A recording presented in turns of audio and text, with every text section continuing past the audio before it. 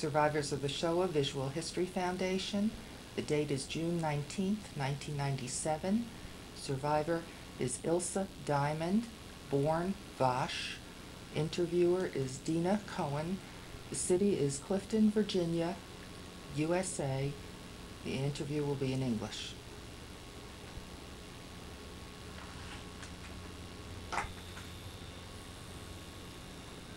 My name is Dina Cohen. Today is June 19th, 1997.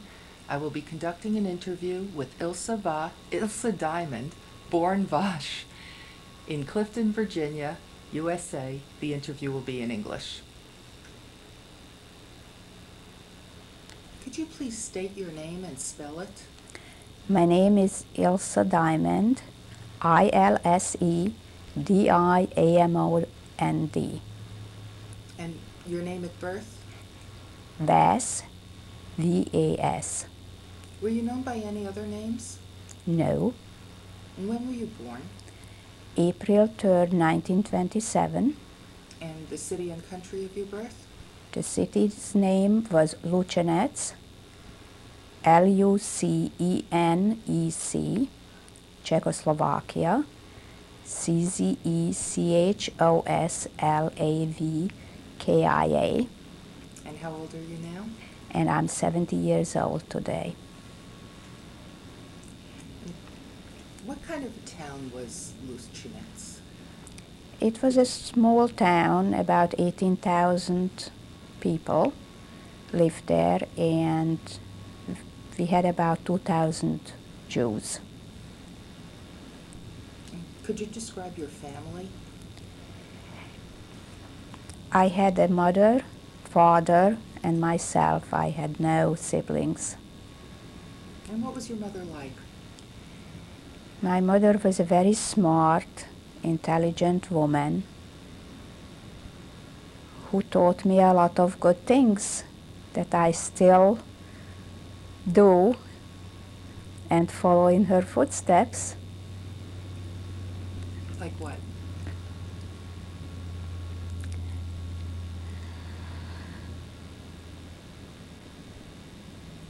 Well, she taught me what's right and what's wrong. She taught me that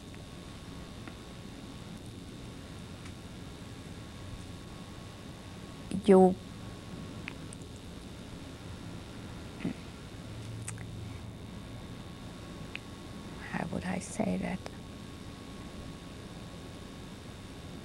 Especially adults, that you have to be I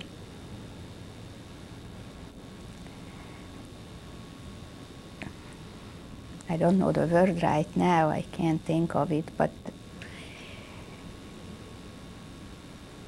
not like today's youth who don't care with whom they talk. There is, I don't remember the word, how you say that.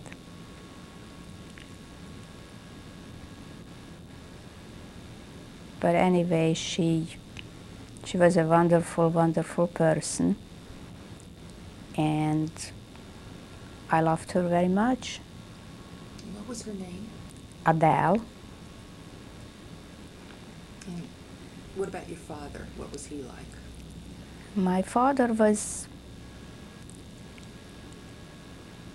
a strict person.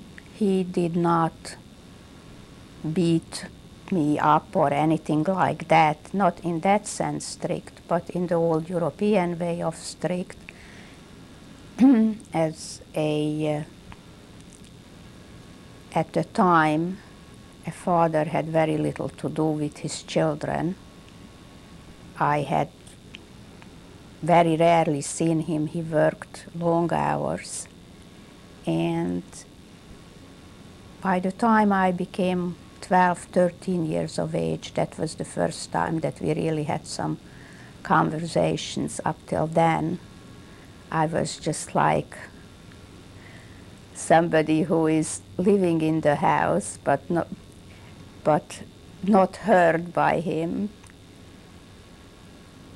But I guess being that all the fathers were that way at that time, that was natural.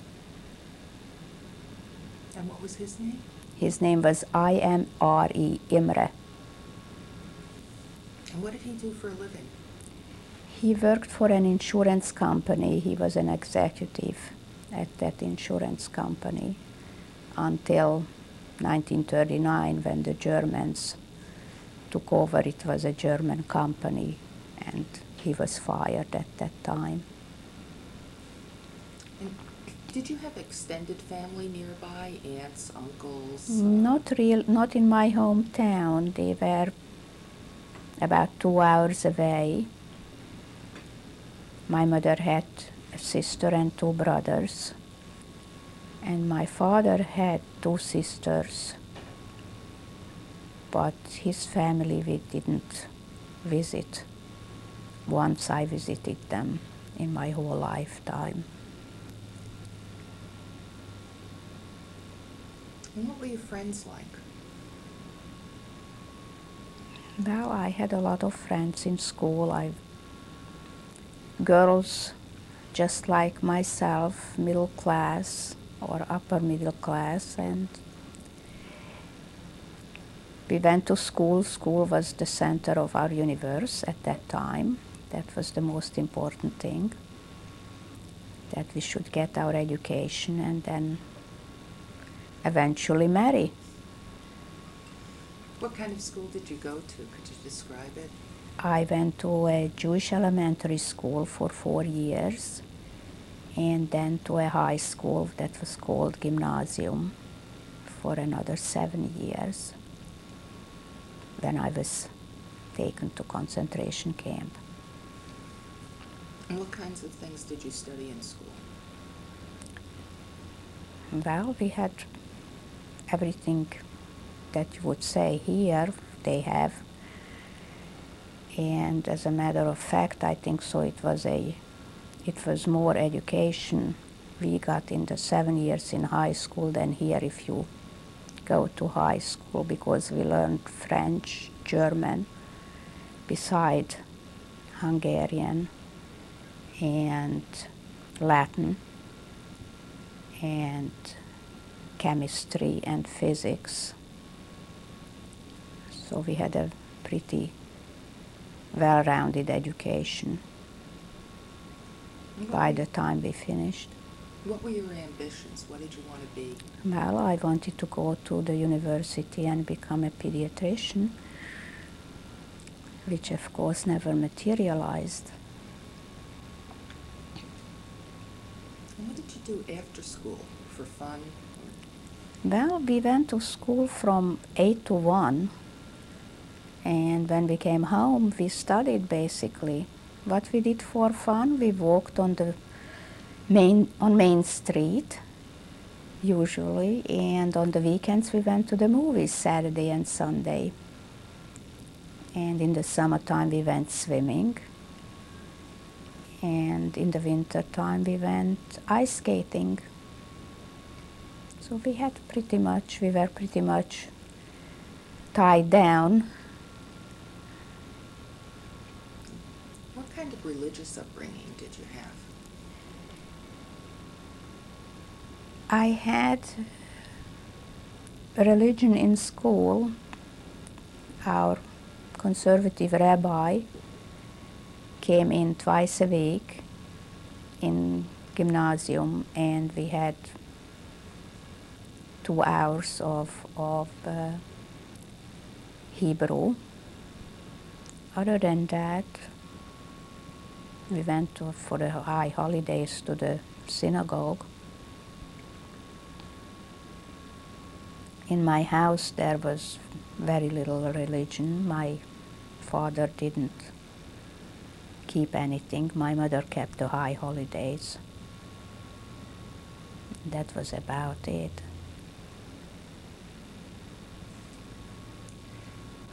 What were the relationships like between the Jews and non-Jews in your hometown? They were fairly good when I grew up. I didn't encounter anti-Semitism, except a couple of my professors in school who were anti-Semitic. But other than that, I've never came across anybody who would say, "You Jew." What did the professors do? They, I had especially one man who would be outright anti-Semitic. He would make the remarks, "You Jews," and in order to get a better grade, the Jewish children had to be better in class than the others just to make a passing grade. Did you have non-Jewish friends, or what? Yes, I did, in school.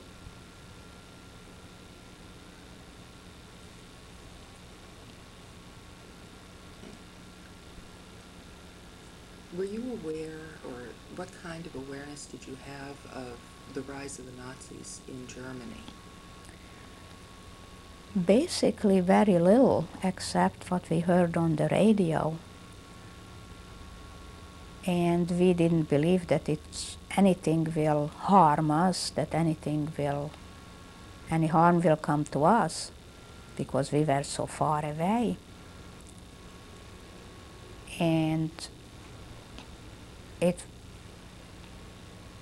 we went to visit my mother's sister in Bratislava in, I would say, 1939, 1940, I think it was. Then some of the Jews from Vienna came,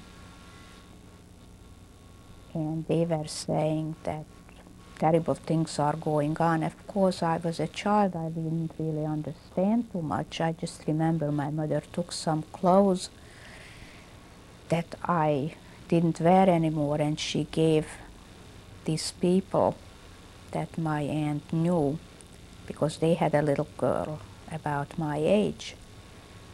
But I really didn't comprehend what was going on.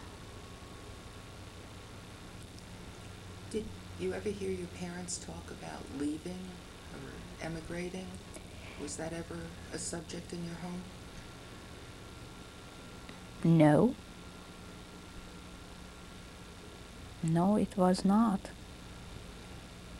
Because my father got another job in a Hungarian company, so he was working, and very few people in my hometown actually wanted to leave, because nobody thought that anything will happen to us. There was never any thought that something like what happened in Austria, or never mind there, but in Germany, which was so far away from us, that the same thing will happen to us, or something similar.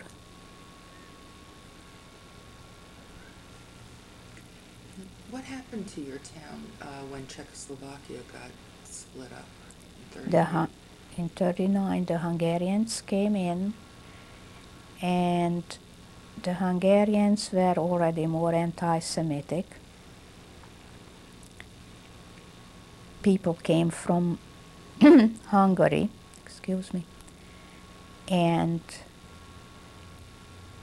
they started to take away, if I'm not mistaken, stores. I'm not 100% of that, but I think so. It started taking over. The Jews had to give up some stores, and but life still went on. It was not that life stopped for the Jews. We might not have been able to do maybe things, but we still went to school. In my school, as a matter of fact, they came in with numerus clausus, which meant that only a certain percentage of Jews were allowed into the classes, and I remember that we had 40 children in my class and only 5 Jews were allowed. And this happened every year more and more so it was always less and less Jewish children who could come to the gymnasium. They could go to other schools, but not to the gymnasium. And the university did not allow Jews at all. So all these young girls and boys who matriculated had to go and learn a skill, although they wanted to go to the universities. That I remember very well. And how did your life change when the Hungarians came in? Not really. I still went to school. I still studied very hard. And other than that, my life didn't change. What about your home? Were you able to stay in the same place? Yes, yes, we were still allowed to live anywhere we wanted to. There was no restriction. And everybody just went about their life. Up till 1994, when in April, actually the German soldiers came into our hometown. Before we talk about that, Yes. from 39, were there Hungarian soldiers in your town? Were there any kind of different Oh, yeah. restrictions? There were Hungarians, no restrictions. There were no restrictions, but yes, the Hungarian soldiers were in town. But that's all I remember. I mean, we were free to come and go as we pleased.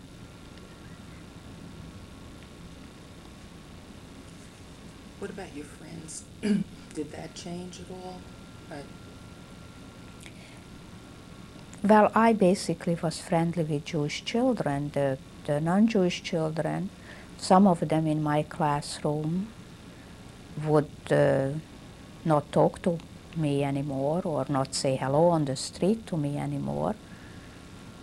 That was about it. They completely turned because they didn't want to be seen with a Jew or saying hello to a Jew. But not everybody was like that. Only a few in my class. Basically, the majority was not that way. What about your closest friends? They were Jewish girls that I was friendly with. And we just went on like before. Life just went on, school went on. So we really didn't think that anything can happen to us. Although we already heard that in Slovakia, which was like 3 kilometers from my hometown, the border, that something is going on there, that people are being taken away. It still didn't make any difference to us. We still didn't believe that something will happen to our little town. You mentioned that you had relatives in Slovakia. Right. Were you able to keep in touch with them? Well, my mother's 2 brothers and their families, they had children, both of them. They were taken in 1942. And from what I understand, I remember, one of them wrote to my mother a card that they are in Lublin, and that was about it, that they are well. And then we never heard from them again. And the other brother and his family, we never heard. My aunt and uncle, they had no children. They left Bratislava. They went with a ship to Israel. and they were their ship I think sunk, and they were picked up then by the Italians and went to Rhodos, and they were living then there up till the end of the war. I don't know if it was a camp or some kind of facility where the Italians brought together the Jews.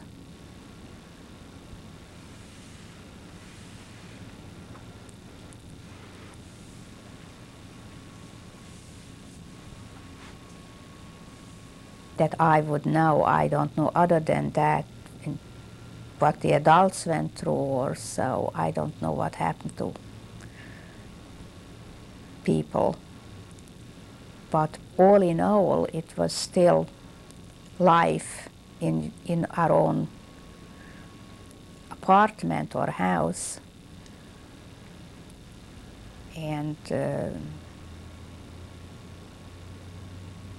I couldn't really tell too much of a difference, beside that the education was, that it was changed, that the schools were different.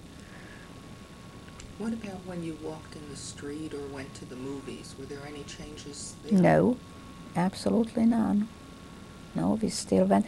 The movies didn't play any American pictures or English pictures. They were only German and Italian and Hungarian movies that they showed, but we still went to the movies.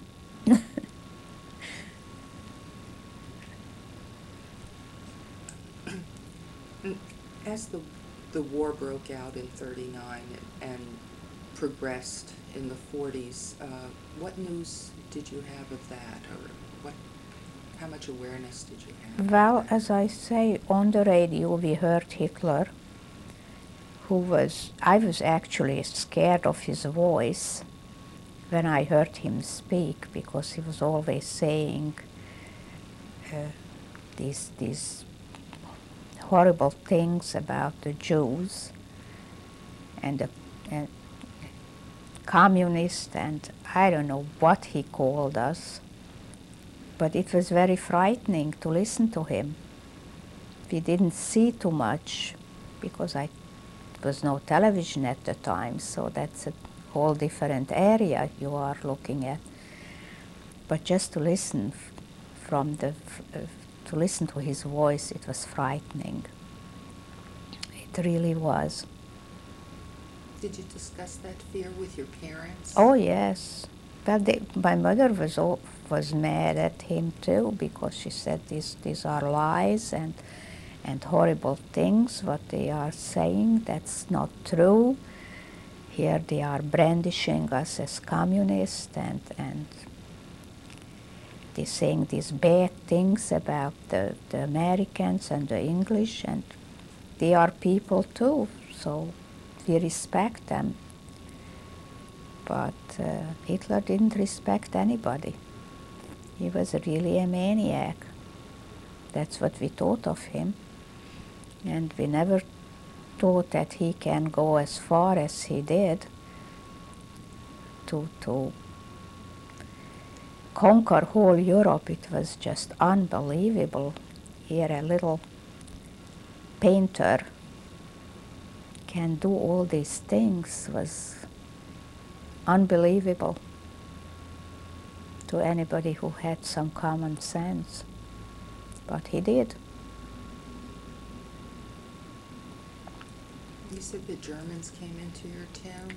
Yes, the German soldiers, I don't know if it was the SS or the Wehrmacht, that I don't remember, but I just remember the day when the German soldiers walked in, and my girlfriend and myself were sitting in a bakery, conditorei it was called, probably more so, because they had these delicious pastries, and the owner of the store was standing in the doorway of the store, and he says, "Oh, the German soldiers are coming." So my girlfriend and I got up and we were to the door and were looking there, and we still didn't think that something will change in our lives. It was not a whole lot. I don't remember how many walked down Main Street, because this was happened on Main Street. But we just saw these gray uniforms marching in, and that was that. We were still in school, so we didn't think anything of it. But 2 weeks later, we were out of school. Within 2 weeks, they told us we can't come anymore. And that's when it hit us, really. We are not supposed to come to school anymore. And if we want to pick up our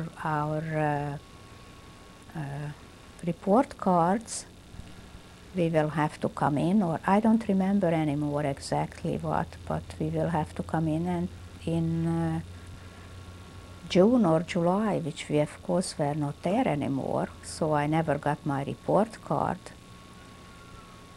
from 1944, right? And when was it again that the Germans came in? April. They marched in April. Yeah. And other than school, how did your life change after the Germans came in? Well, they told us, I don't know, in a few weeks later that we will have to all wear yellow stars on our clothes. And that was it for a little while. And then, I don't remember exactly when, they said they came out every day with something new, with new rules and regulations. They came out for the mixed marriages, that anybody who is married to a Jew their children will be classified as Jewish up to 3 generations, I think, so back. If you had anybody, a grandmother or a great-grandmother as a Jew, that was it. You still will be considered a Jew. So these things started to come on. Then they took away businesses, then they let every Jew go from their jobs, and so forth. We'll continue on the next tape.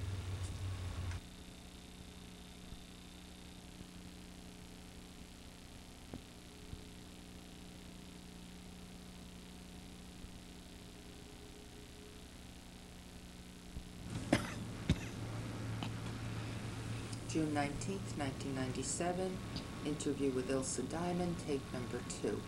We were talking about when the Germans came in April of '44 and the kinds of restrictions they imposed. Could you elaborate on that? Right. Well, as I said, right away we stopped going to school in about 2 weeks after they came in, and shortly afterward we were told we have to wear yellow stars on our clothing. If we don't, we will be punished. And then they came out with that came from Germany, all the restrictions, who is considered a Jew, and all the Jews lost their jobs, they lost their businesses, and and everybody who was considered a Jew, even if they were married to if a woman was married to a Jew, then she was considered Jewish. It was just terrible. The children were Jewish, although they were brought up as non-Jews. So a lot of families, I think, had big problems all of a sudden with that.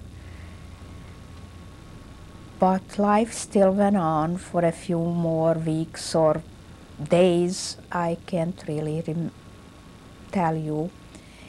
And then one day they said that every Jew has to give up all their jewelry, all their money, and they set up a committee. I don't know if they were Hungarian. I really don't remember. I just remember that there was a committee where you had to go. My parents had to go if they had any jewelry and turn it in.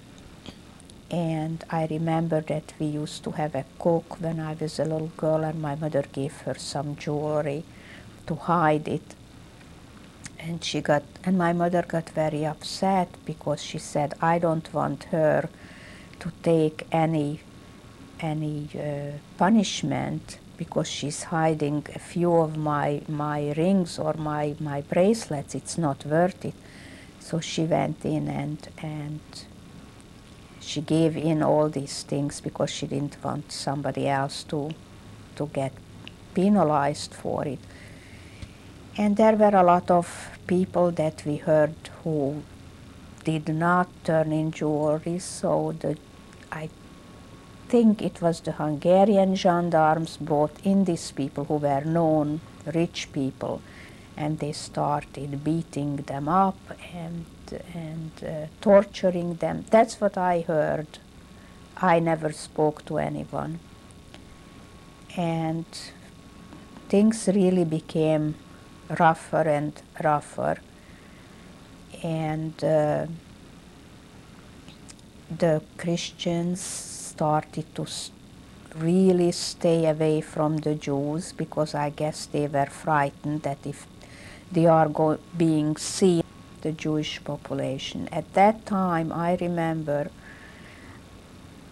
some people left, and I heard of people who got non-Jewish papers and went to another town, like to Budapest, and went into hiding.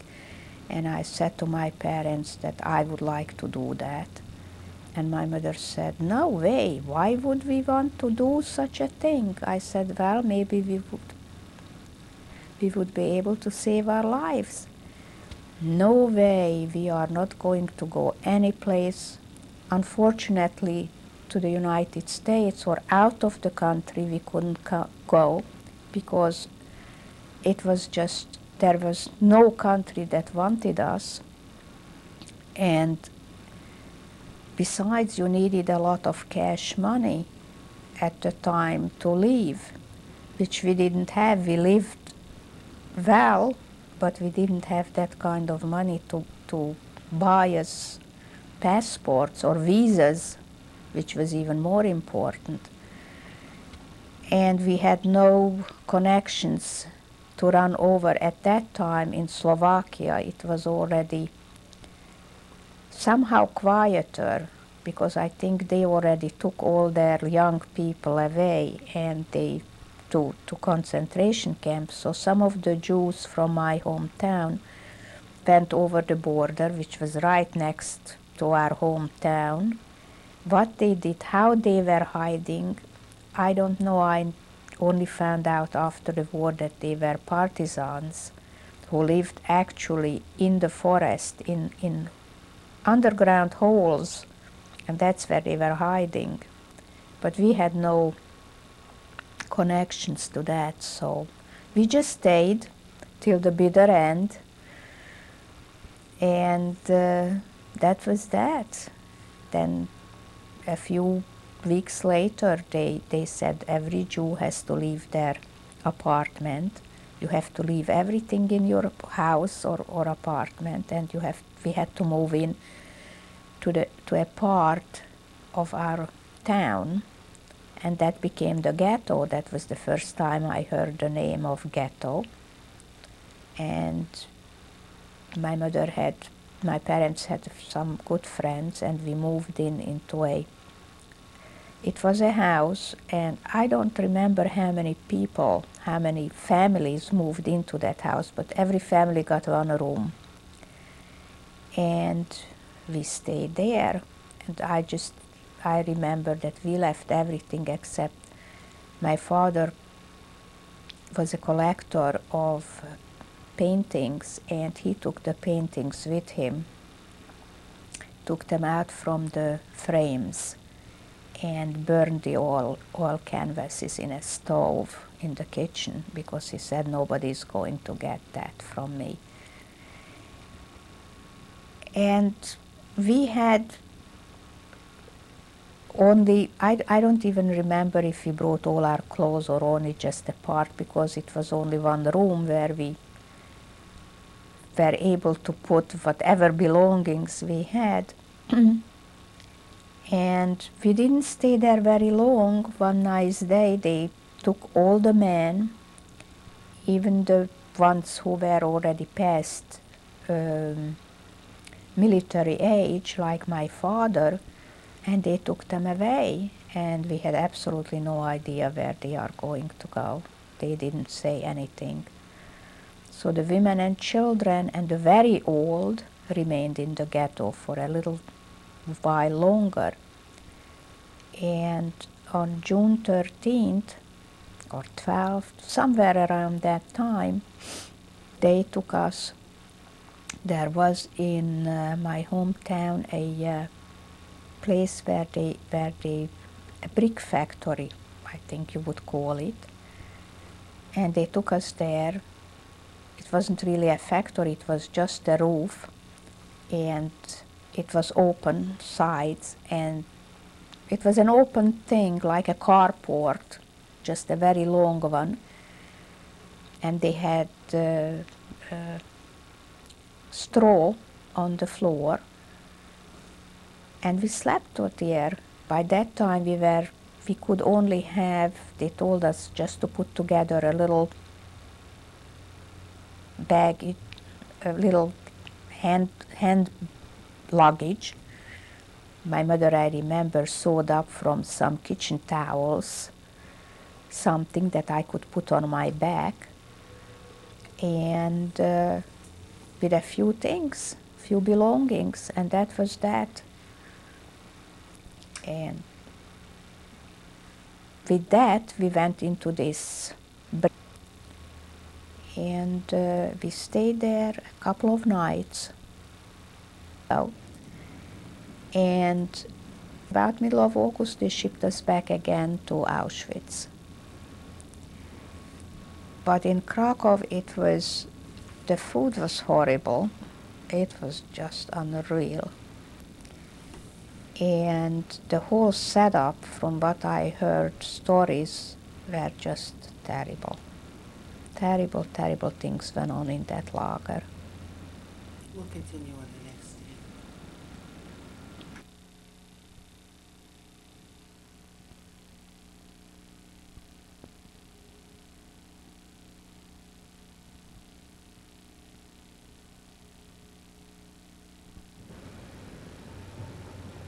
June 19th, 1997, interview with Ilse Diamond, take number 3. We were talking about your time in Plaszow. Right? Could you describe your impressions of that camp? Well, it was a very hilly, I remember, very dusty, a lot of dust. Why that comes to mind, I don't know, but it seems that the living quarters, I don't remember anymore if they were barracks. It must have been, just different ones than what I have seen in Auschwitz. And around it, it was a lot of dust. Every time I walked out there, my shoes were navy blue when I arrived. They were gray by the time that I was there. And there were some terrible stories going out. And about middle of August, they shipped us back again to Auschwitz. But in Krakow, The food was horrible. It was just unreal. And the whole setup, from what I heard, stories were just terrible. Terrible, terrible things went on in that lager. We'll continue on the next day.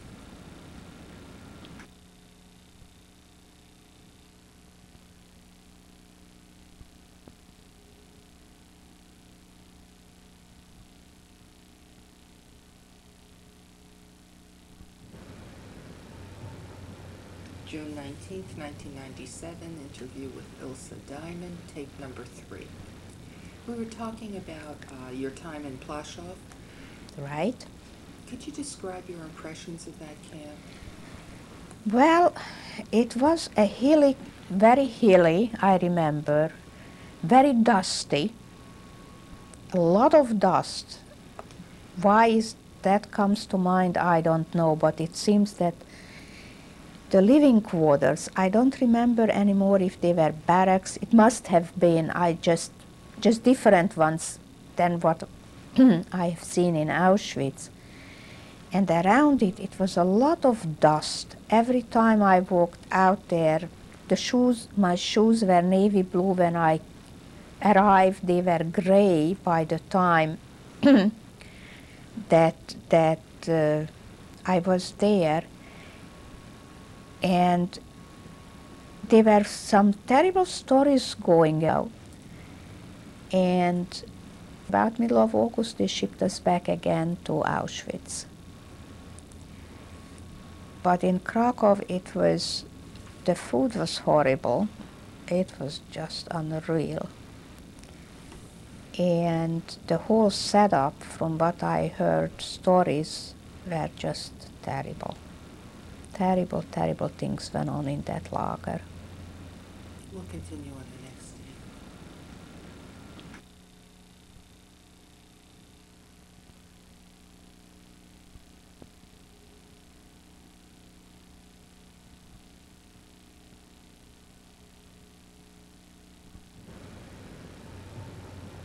June 19th, 1997, interview with Ilsa Diamond, tape number 3. We were talking about your time in Plaszow. Right? Could you describe your impressions of that camp? Well, it was a hilly, very hilly, I remember, very dusty, a lot of dust. Why is that comes to mind, I don't know, but it seems that the living quarters, I don't remember anymore if they were barracks. It must have been, just different ones than what I have seen in Auschwitz. And around it, it was a lot of dust. Every time I walked out there, my shoes were navy blue when I arrived. They were gray by the time that I was there.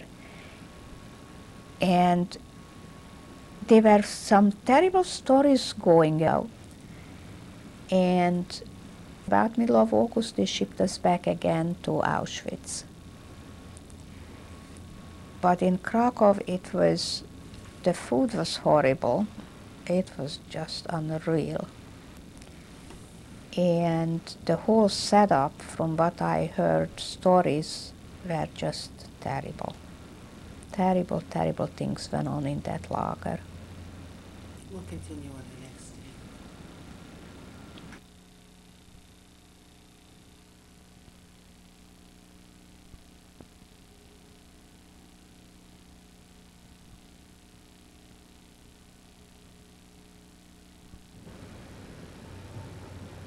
June 19th, 1997, interview with Ilsa Diamond, tape number 3. We were talking about your time in Plaszow. Right? Could you describe your impressions of that camp? Well, it was a hilly, very hilly, I remember, very dusty, a lot of dust. Why is that comes to mind, I don't know, but it seems that the living quarters, I don't remember anymore if they were barracks. It must have been, just different ones than what I have seen in Auschwitz. And around it, it was a lot of dust. Every time I walked out there, my shoes were navy blue when I arrived. They were gray by the time that I was there. And there were some terrible stories going out. And about middle of August, they shipped us back again to Auschwitz. But in Krakow, the food was horrible. It was just unreal. And the whole setup, from what I heard, stories were just terrible. Terrible, terrible things went on in that lager. We'll continue on the next day.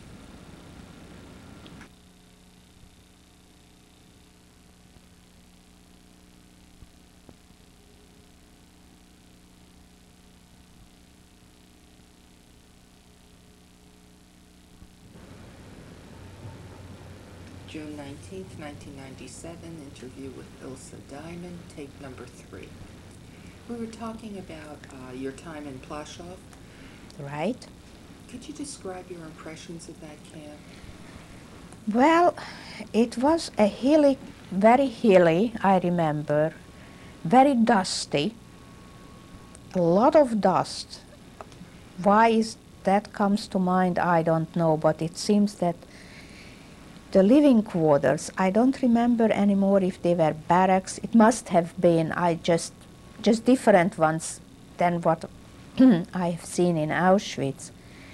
And around it, it was a lot of dust. Every time I walked out there, my shoes were navy blue when I arrived. They were gray by the time that I was there. And there were some terrible stories going around. The Lagerälteste,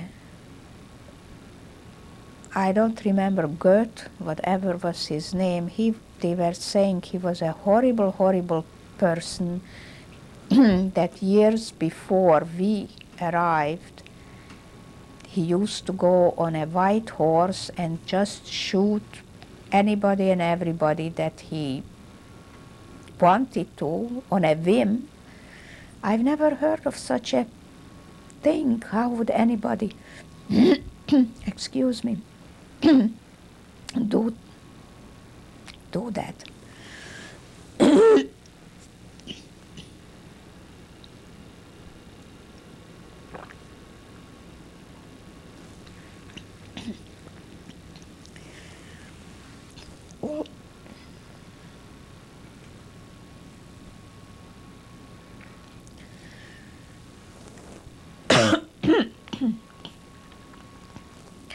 Also, there was a woman, an SS woman. They were saying that she is evidently, prior to us, coming in families with children, and she just took babies, small children, and banged their heads together or banged their heads into the wall until they were killed. I couldn't believe it. I have never heard of such a person, that somebody would be able to do things.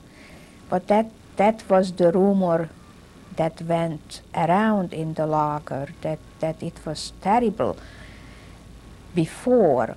And another thing was very sad. When we came, we were the newcomers, the Hungarians, and the Polish Jews hated us because they claimed that we were fortunate up till now, till 1944, we were able to live like human beings, and they were already camp or persecuted, and they just couldn't forget that. So they really didn't treat us very nice.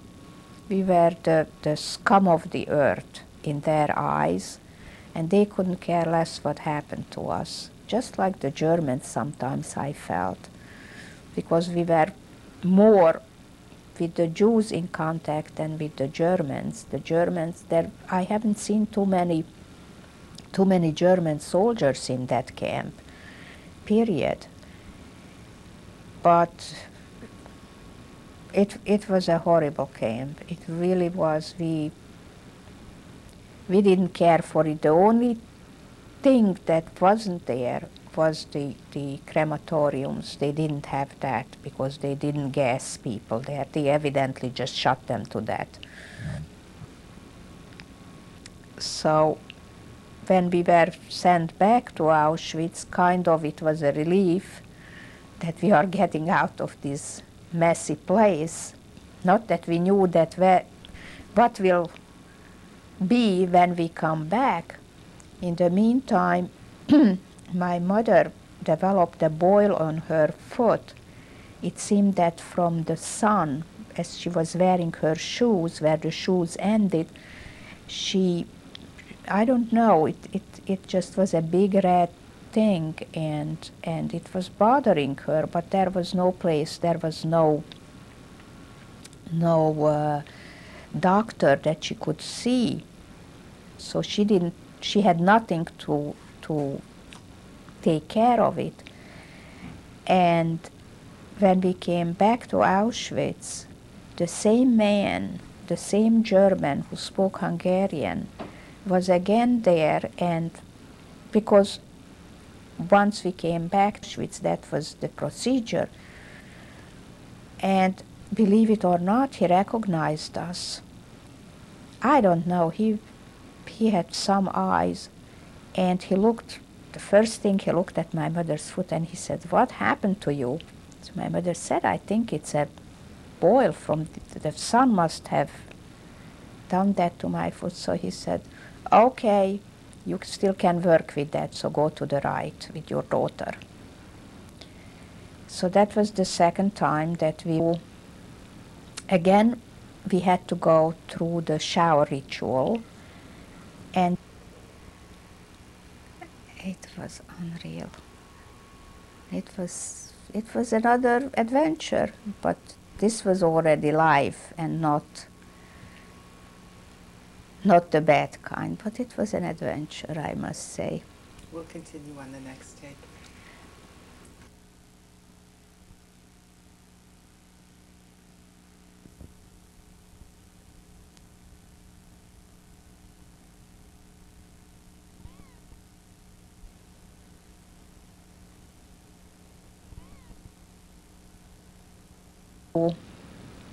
Again, we had to go through the shower ritual, and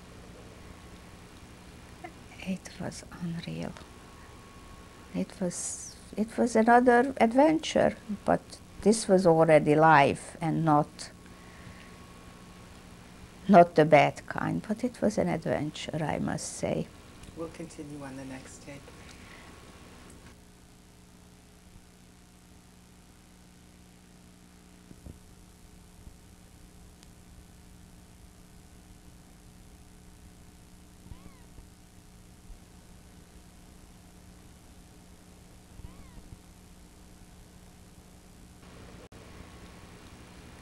It was unreal.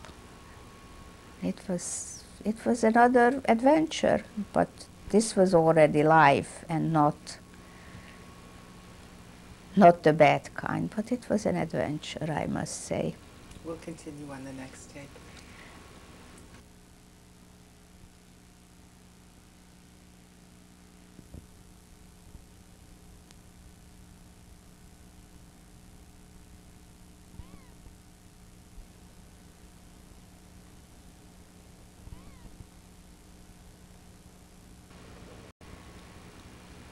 It was unreal. It was another adventure, but this was already life and not the bad kind, but it was an adventure, I must say. We'll continue on the next tape.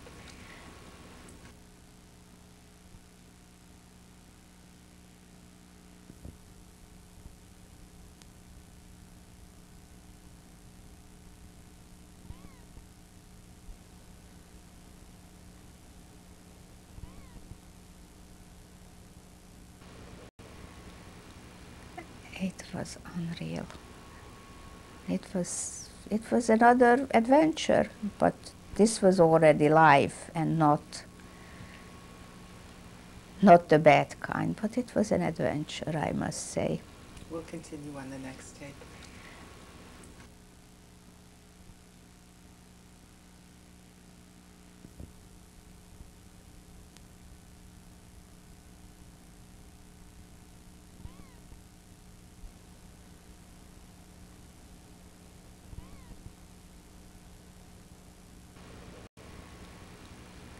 It was unreal. It was another adventure, but this was already life and not the bad kind, but it was an adventure, I must say. We'll continue on the next tape.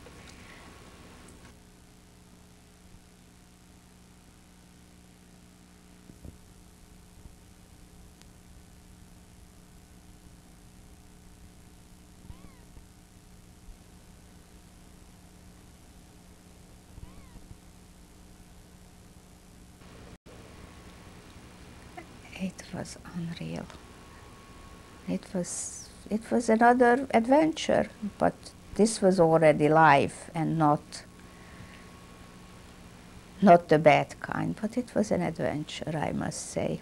We'll continue on the next tape.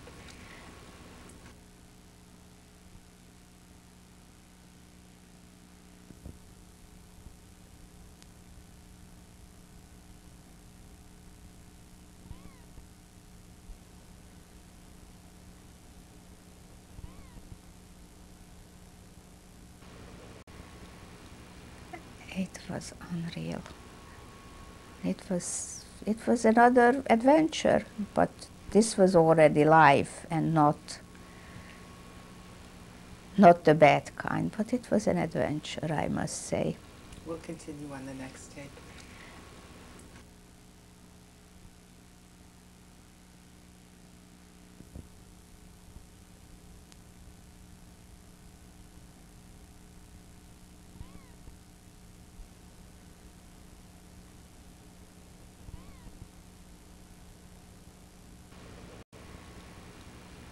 It was unreal.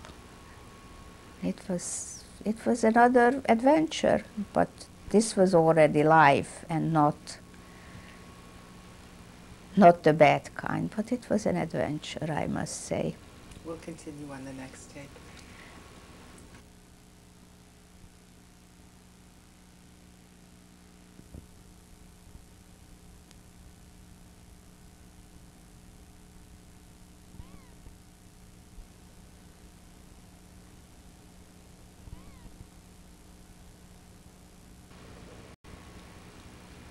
It was unreal. It was another adventure, but this was already life and not the bad kind, but it was an adventure, I must say. We'll continue on the next tape.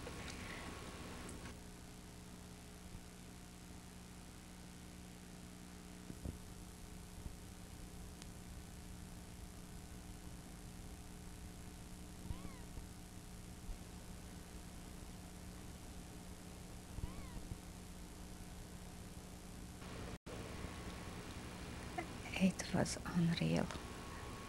It was another adventure, but this was already life and not the bad kind, but it was an adventure, I must say. We'll continue on the next tape.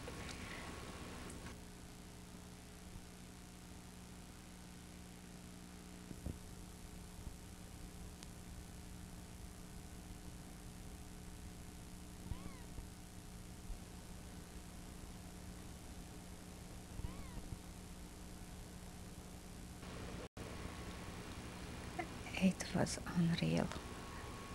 It was another adventure, but this was already life and not the bad kind, but it was an adventure, I must say. We'll continue on the next tape.